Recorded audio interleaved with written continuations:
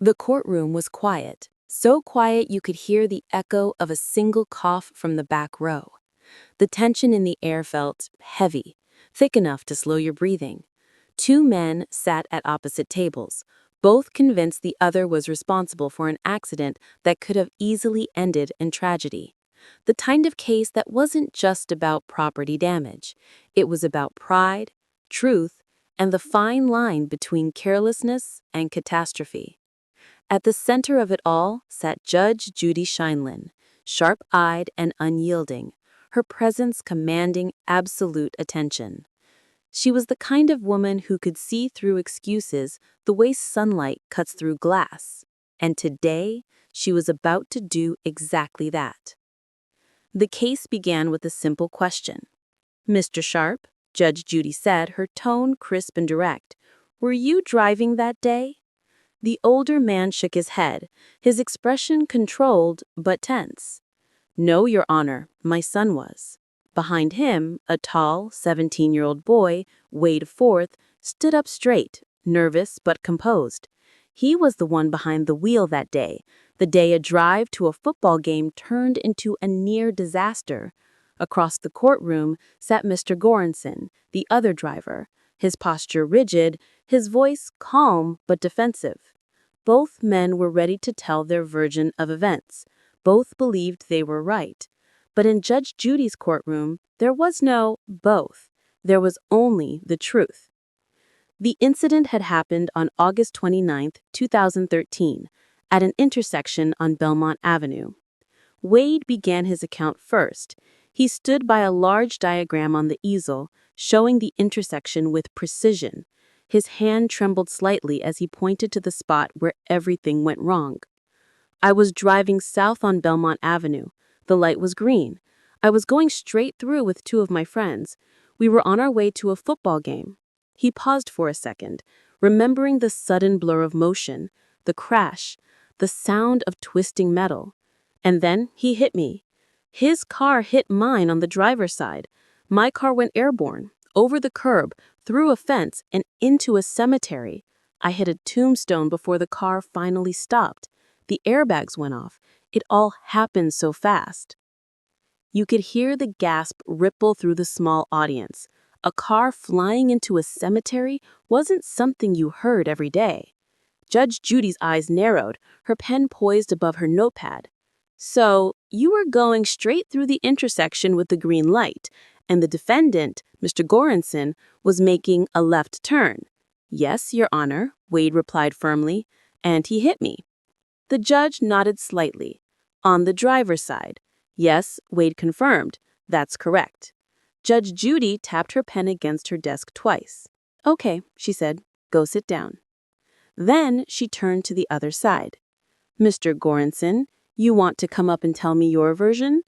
The defendant rose from his chair and approached the diagram with confidence. "Yes, Your Honor. I was driving north on Belmont Avenue.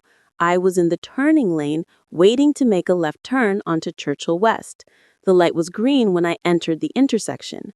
I waited because there was traffic coming through, so I couldn't turn yet. When the light turned yellow, cars were still passing. When it turned red, I started to turn slowly, and that's when he hit me. He ran the red light, and that's how the accident happened." Judge Judy leaned back slightly in her chair, studying him like a hawk. "You were making a left turn?" she asked. "Correct," he said.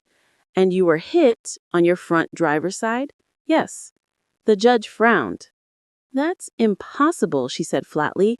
"If you were only going 1 or 2 miles per hour and his car ended up airborne, into a cemetery, through a fence, and into a tombstone, that is not the result of a 1-mile-per-hour collision."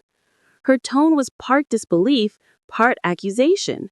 "Where did your car end up after the impact?" "Right here," he said, pointing to the diagram. "I was barely moving." "Impossible," Judge Judy said again. "If his car went into a cemetery, you weren't barely moving." The courtroom went still. Even the defendant's confidence seemed to waver under her gaze. He tried to explain again. "I was at a dead stop," he insisted. "Then, when the light turned red, I started to turn, and he ran into me."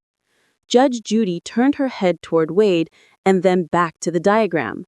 "Stand up next to him," she said. The two young men stood side by side, the plaintiff and the defendant, one visibly nervous, the other tight-lipped and frustrated. "You see," she continued, "the problem is this. Unless there's a video, all I have is two stories. But you just told me you were making a left turn on a red light. That's not legal. You're supposed to stay back until it's clear. You don't move into the middle of an intersection and block traffic." Mr. Goranson tried to defend himself. "I was already in the intersection when it turned red," he said quickly. "I had to finish my turn." Judge Judy gave him a small, almost amused smile, the kind of smile that told everyone in the room that she'd heard this excuse 1,000 times before. "No," she said simply, "you shouldn't have been there. You don't sit in the middle of an intersection waiting for something to happen. If what you're saying is true, then when the light turned green for the other direction, you were still sitting there blocking the road. You don't get to finish your turn when the light's red. That's not how driving works."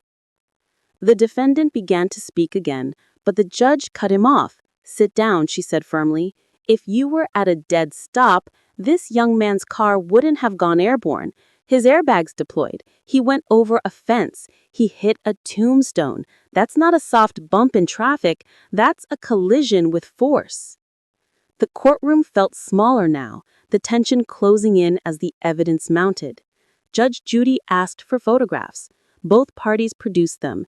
Images of crumpled metal, shattered glass, and twisted fenders. The kind of pictures that told the story even before anyone spoke. She flipped through them slowly, her face expressionless, but her mind clearly at work. She looked at the plaintiff's photos first, the smashed front of the 1999 Maxima, the broken fence of the cemetery, the crushed tombstone. Then she turned to the defendant's pictures. His car was badly damaged too, but not enough to hide the truth. "That's some accident for going 1 or 2 miles per hour, she said dryly. "Which is why I believe he was speeding," the defendant replied quickly. Judge Judy looked up. "No," she said, "he wasn't speeding. You were." The defendant blinked, caught off guard. "He wasn't moving," he stammered. The judge raised an eyebrow. "Then how did you hit him?" she asked. "How did his car fly through a fence and into a graveyard? Magic?" The courtroom fell into an awkward silence. A moment later, Judge Judy looked toward her bailiff. "Bird, give me the current value of a 1999 Maxima GLE. GXE, SC, or GLE?" Bird asked, not missing a beat. "GLE," Judge Judy answered. $2,000, Bird said after a moment. Judge Judy nodded. "Judgment for the plaintiff in the amount of $2,000. That's all." The gavel struck. Case closed. Both parties were excused. As the courtroom began to empty, the echo of the decision lingered. For Wade and his father, justice had been served. A young driver cleared of blame, his truth validated. For Mr. Goranson, the loss was more than just financial. It was the sting of being told, in front of everyone, that his version didn't add up. But for Judge Judy, it was just another day, another case where logic triumphed over excuses. Outside, the day was bright again, the kind of calm that follows a storm.